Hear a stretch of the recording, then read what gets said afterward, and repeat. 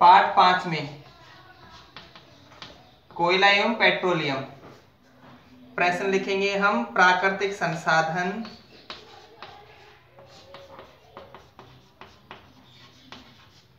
समाप्त होने वाले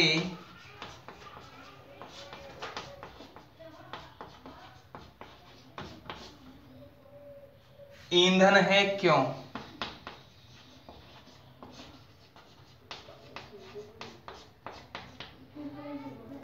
प्राकृतिक संसाधन प्रकृति में स्वतः निर्मित होते हैं। इन्हें मनुष्य द्वारा किसी प्रयोगशाला में या किसी अन्य तरीके से बनाया जाना संभव नहीं है। अधिकांशतः पेट्रोलियम, कोयला जैसे प्राकृतिक संसाधन जीवाश्मों की प्रक्रिया के कारण बनते हैं और जीवाश्मों की प्रक्रिया को पूर्ण होने में कई मिलियन वर्ष पूरे हो जाते हैं। अतः आसानी से इन्हें बनाना संभव नहीं होगा। इनके भंडार सीमित हैं। यदि इनका समुचित उपयोग किया जाए, यदि इनका समुचित अर्थात सही मात्रा में उपयोग किया जाए तो ये लंबे समय तक चल पाएंगे, और यदि अनियंत्रित दोहन किया जाएगा तो ये कुछ ही समय में समाप्त हो जाएंगे। अतः लंबे समय तक इनकी उपलब्धता बनाए रखने के लिए हमें इनका सोच समझकर उपयोग अर्थात बहुत ज्यादा आवश्यकता होने पर ही करना चाहिए। आंसर लिखेंगे इसका, प्राकृतिक संसाधन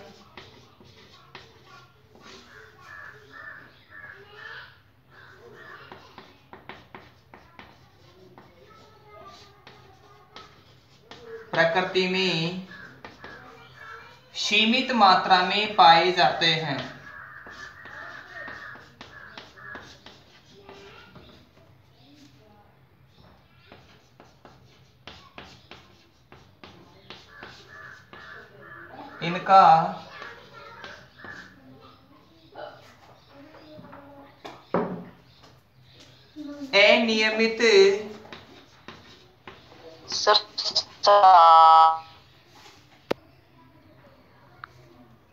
इनका अनियमित उपयोग करने के कारण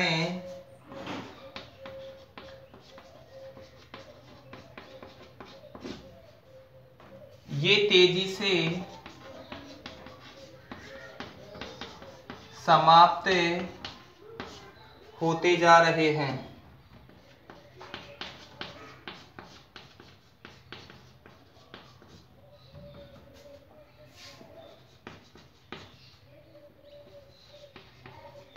इन्हें बनने में लाखों वर्षों का समय लगता है। इन्हें बनने में लाखों वर्षों का समय लगता है। अतः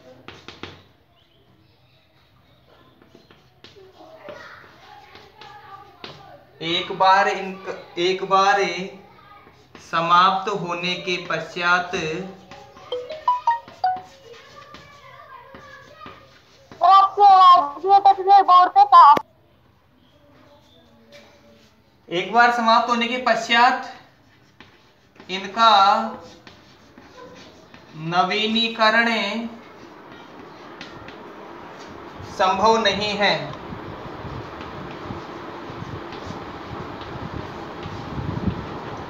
अतः इन्हें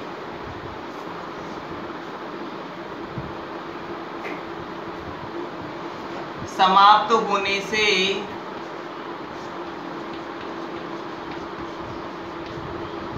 बचाने के लिए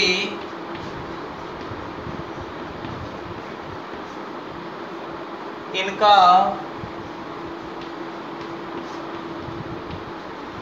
समुचित प्रयोग करना चाहिए।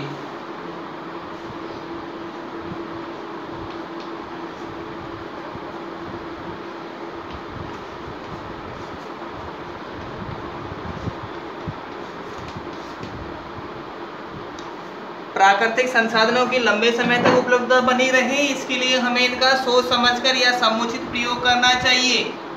कोयला एवं पेट्रोलियम, इन पदार्थों का हमें कम से कम उपयोग करना चाहिए, अर्थात जब हमें कभी कहीं अकेले जाना हो जहां पब्लिक ट्रांसपोर्ट की सुविधा उपलब्ध है तो हम अपने पर्सनल यानी व्यक्तिगत वाहन की अपेक्षा पब्लिक ट्रांसपोर्ट जैसे बस, कार आदि की सहायता लेंगे, ट्रेन, मेट्रो आदि की सहायता लेंगे, ताकि हम भी उनके साथ उसी ईंधन की खपत में पहुंच जाएंगे।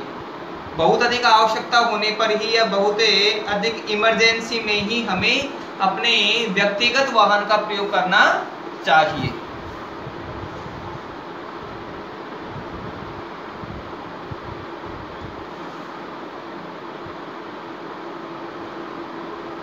पीसीआरए क्या है? पीसीआरए क्या है?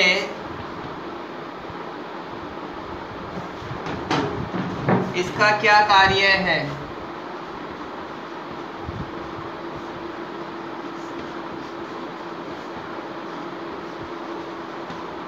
इसका क्या कार्य है?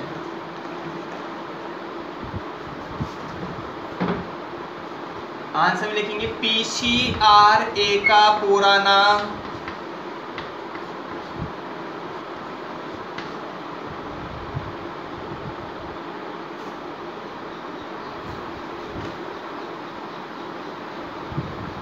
पेट्रोलियम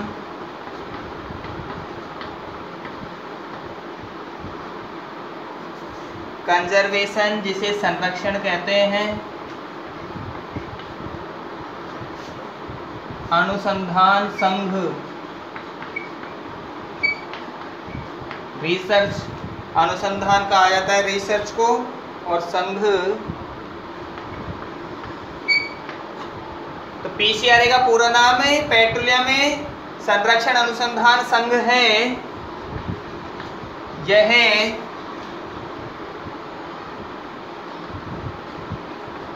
लोगों को ईंधन की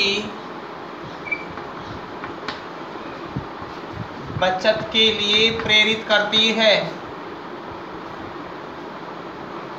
या प्रेरित करता है।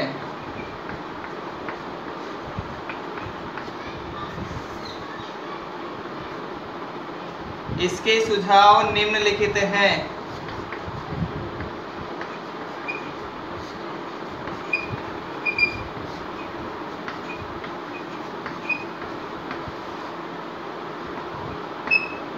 नंबर 1, जहां तक संभव हो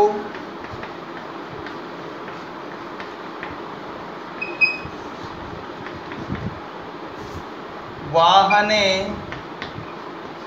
मध्यम गति से चलाना चाहिए।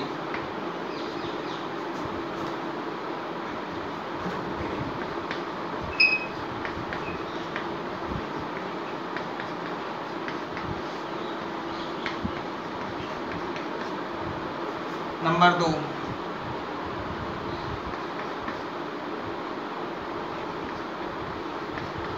यातायात लाइटों पर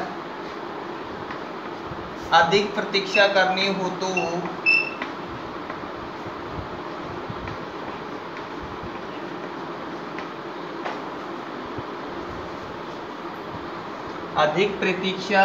हो तो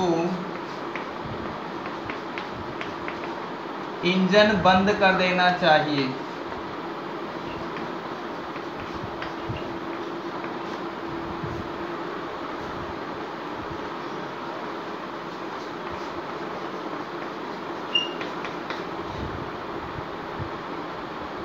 टायरों का दाब सही रखना चाहिए।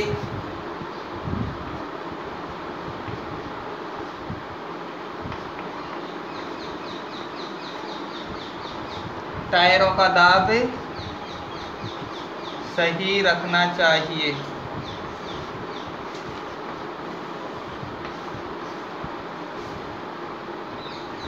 इस तरह पीसीआरए भारत में पेट्रोलियम पदार्थों के संरक्षण के लिए बल देती है। इसके सुझाव है जहां तक संभव मध्यम गति से वाहन चलाना चाहिए। यह मध्यम गति वाला सुझाव ठीक उसी तरीके से कार्य करता है। यदि हम पैदल चल रहे हैं और धीरे धीरे चल रहे हैं तो बहुत अधिक समय तक और बहुत अधिक दूरी तक आसानी से चल पाएंगे। लेकिन यदि हमें अचानक से दौड़ना प्रारंभ करें तो बहुत कम समय में ही हम थक जाते हैं और वह दूरी पूर्ण नहीं कर पाते हैं। ठीक ऐसे ही गाड़ी के साथ होता है कि यदि उसकी स्पीड बहुत तेज होती है तो पेट्रोल या डीजल की खपत ज़्यादा होती है जबकि काम कम होता है। यातायात लाइटों पर अधिक प्रतीक्षा करनी हो, यदि कहीं यातायात लाइट पर 30 सेकंड से अधिक का समय तक रुकना हो, यातायात ट्रैफिक लाइटें होती है वहाँ सेकंड्स में समय चलता रहता है, रेड बत्ती या ग्रीन बत्ती जहाँ जितनी लाइट से जितनी समय में जलेगी उसके बारे में इंडिकेटर होता है। अगर 30 सेकंड से ज़्यादा का समय हो तो गाड़ी का इंजन बंद कर देना चाहिए। वर्तमान में वाहनों में स्वतः ही ऐसा मॉडल फिट किया गया है जो यदि लगातार एक ही स्थान पर बिना किसी का प्रकार का कार्य किए बिना एक ही स्थान पर खड़ा रहता है तो 10 से 15 सेकंड में अपने आप ऑटोमेटिक वो बंद हो जाता है। टायरों में दाब सही रखना चाहिए, अर्थात हवा बहुत ज़्यादा भी नहीं होनी चाहिए और बहुत ज़्यादा कम भी नहीं होनी चाहिए। टायरों का दाब सही रखने के कारण वाहन को सही गति से चलाने में मदद मिलती है। और गाड़ी में साइलेंसर का उपयोग करना चाहिए ताकि बहुत अधिक ध्वनि एवं वायुमंडल में प्रदूषण नहीं हो।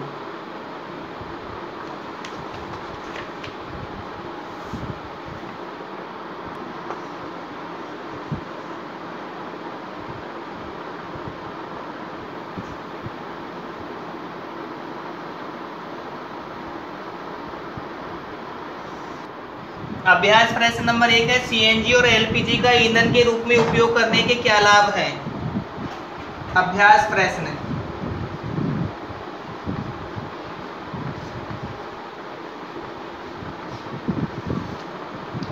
नंबर 1, सीएनजी और एलपीजी का उपयोग। सीएनजी कंप्रेस्ड नेचुरल गैस एवं एलपीजी लिक्विफाइड पेट्रोलियम गैस। सामान्य रूप से हमारे घरों में सिलेंडरों में भरकर आने वाली गैस एलपीजी गैस ही होती है। सीएनजी एवं एलपीजी दोनों गैसें पेट्रोलियम पदार्थों से प्राप्त होती है।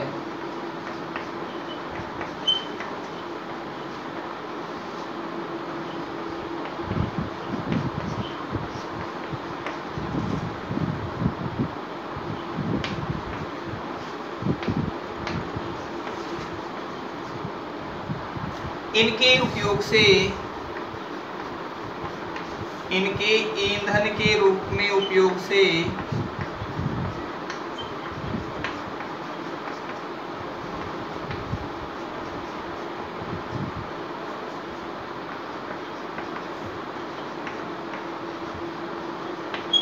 वायुमंडल में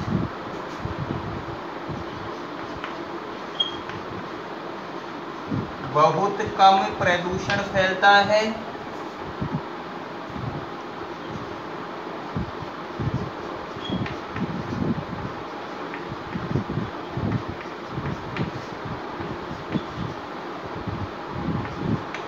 तथा ये कोई अवशेष भी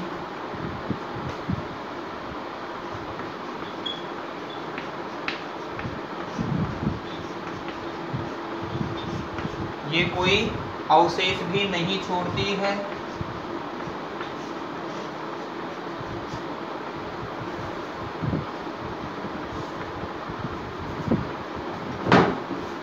इन्हें जलाना आसान होता है।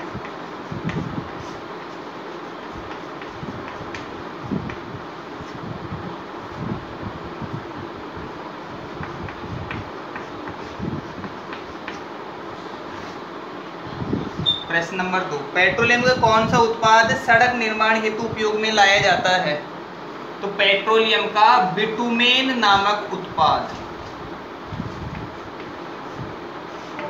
बिटुमेन नामक उत्पाद है जो सड़क निर्माण हेतु उपयोग में लाया जाता है। कोलतार वास्तव में बहुत पहले काम में लिया जाता था, आजकल बिटुमेन का उपयोग किया जाता है। तो हम बिटुमेन और कोलतार दोनों ही लिख दें।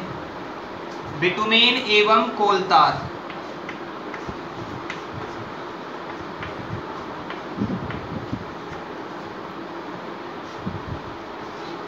प्रश्न नंबर 3, वर्णन कीजिए मृत वनस्पति से कोयला किस प्रकार बनता है, यह प्रक्रम क्या कहलाता है। जब हमने कोयले के टॉपिक के बारे में पढ़ा था उस दौरान हमने स्पष्ट किया था कि लगभग 300 मिलियन वर्ष पूर्व घने जलोढ़ क्षेत्रों में घने वन थे। वातावरणीय उथल पुथल के कारण ये वन धीरे धीरे मृदा की गहराई में दबते गए तो इनके ऊपर मृदा की लगातार परतें बनती गई। बहुत अधिक तापमान एवं दाब के कारण ये धीरे धीरे कोयले में बदल गई। कोयले में बदलने की यह प्रक्रिया कार्बनीकरण कहलाती है, क्योंकि यह मृत वनस्पति के धीमे प्रक्रम से कोयले में रूपांतरित होता है। वहां इसे हम डिफाइन कर चुके थे। प्रश्न नंबर 4, रिक्त स्थानों की पूर्ति कीजिए। जीवाश्म ईंधन है, 2 हमें खाली स्थान दे रखे हैं। पेट्रोल, डीजल,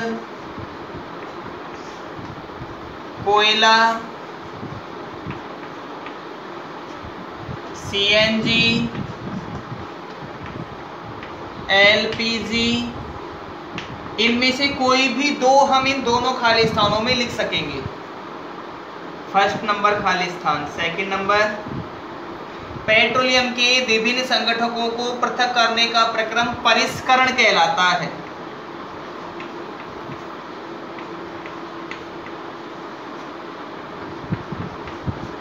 थर्ड नंबर खाली स्थान है, वाहनों के लिए सबसे कम प्रदूषक ईंधन सीएनजी यानी संपीड़ित प्राकृतिक गैस।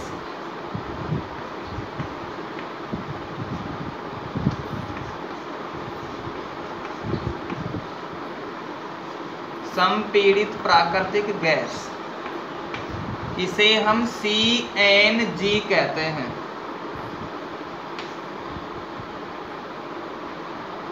प्रश्न नंबर 5 में हमें सत्य और असत्य की पहचान करनी है।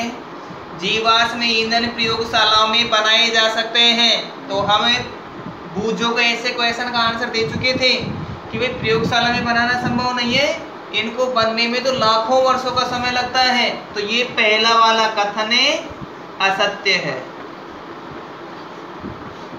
नंबर 2 कथन, पेट्रोल की अपेक्षा सीएनजी अधिक प्रदूषक ईंधन है। सीएनजी में तो हमने स्वच्छ ईंधन पढ़ा है, अतः यह कथन भी असत्य है। पेट्रोल ज्यादा प्रदूषण करता है, सीएनजी कम प्रदूषण उत्पन्न करती है।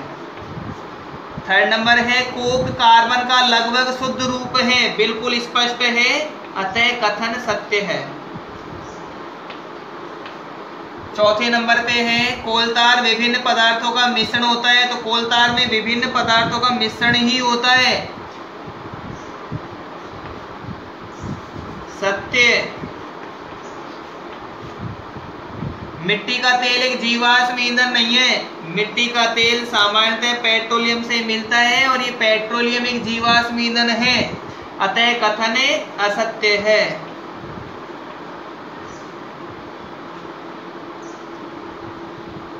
प्रश्न नंबर 6, समझाइए जीवाश्म ईंधन समाप्त होने वाले प्राकृतिक संसाधन क्यों है।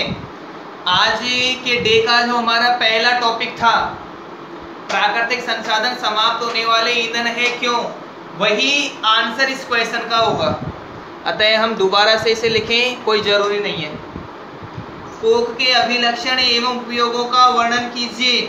कोक वाली हेडलाइन जब हमने पाठ के दौरान पढ़ी थी, पेट्रोलियम का परिष्करण के बाद में इसके विभिन्न संगठनों को पृथक करने का प्रक्रम पढ़ा था, उस दौरान कोक के बारे में पढ़ा था कि यह कार्बन का लगभग शुद्ध रूप होता है, वहां हमने इसको डिफाइन किया था।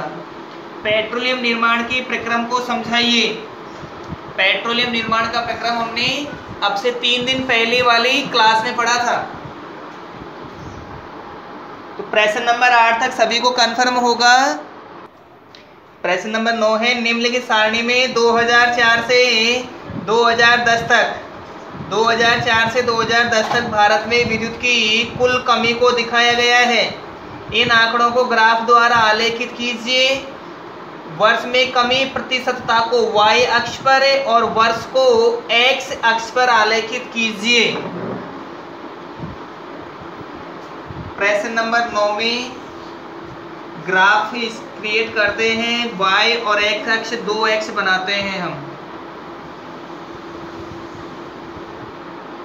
ग्राफ पेपर लेकर और उस पर दोनों अक्ष क्रिएट करते हैं।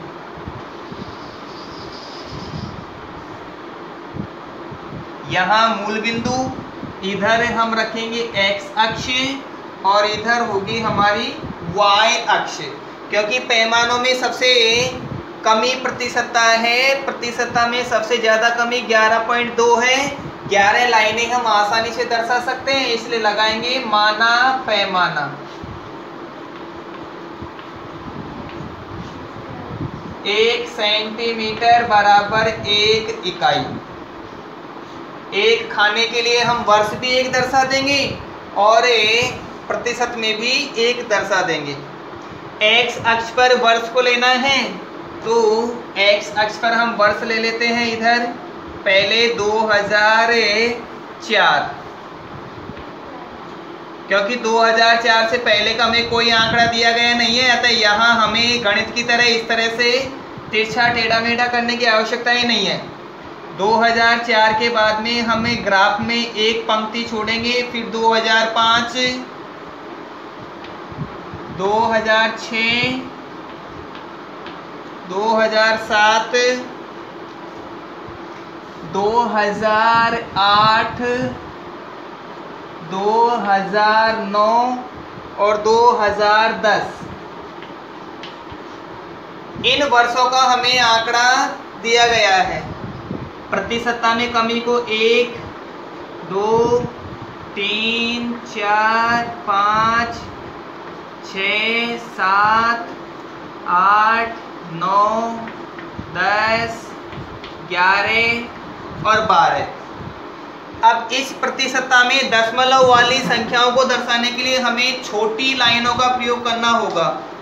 बड़ी लाइनें दशमलव से पहले वाले अंकों को प्रदर्शित करेगी और पॉइंट वाले को प्रदर्शन करने के लिए हमें प्रत्येक खाने की 10 लाइनों में से प्रत्येक के लिए गणना है। यहाँ हम लिखते हैं वर्ष, जो कि इस तरह बढ़ रही है, और यहाँ लिखेंगे हमें प्रतिशतता।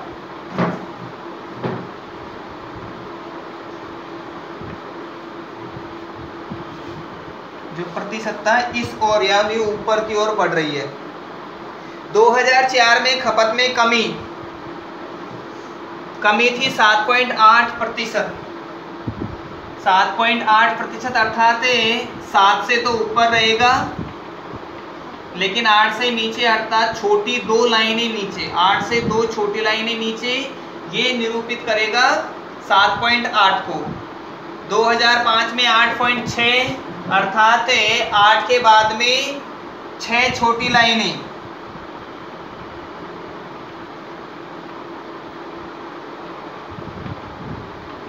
ग्राफ में सीधी लाइनें होंगी तो ग्राफ में हमें ऐसा करने की आवश्यकता ही नहीं पड़ेगी।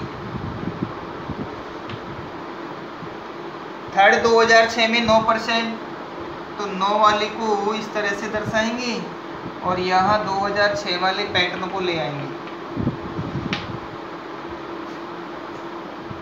2007 में 9.5, 2007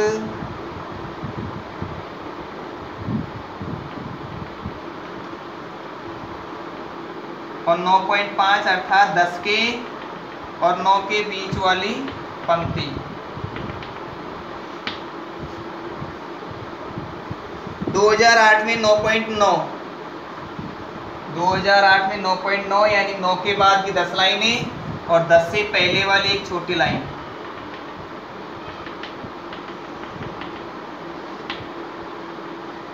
दो 2009 में 11.2, 11 के बाद में 2 छोटी लाइनें और 2010 के लिए 10।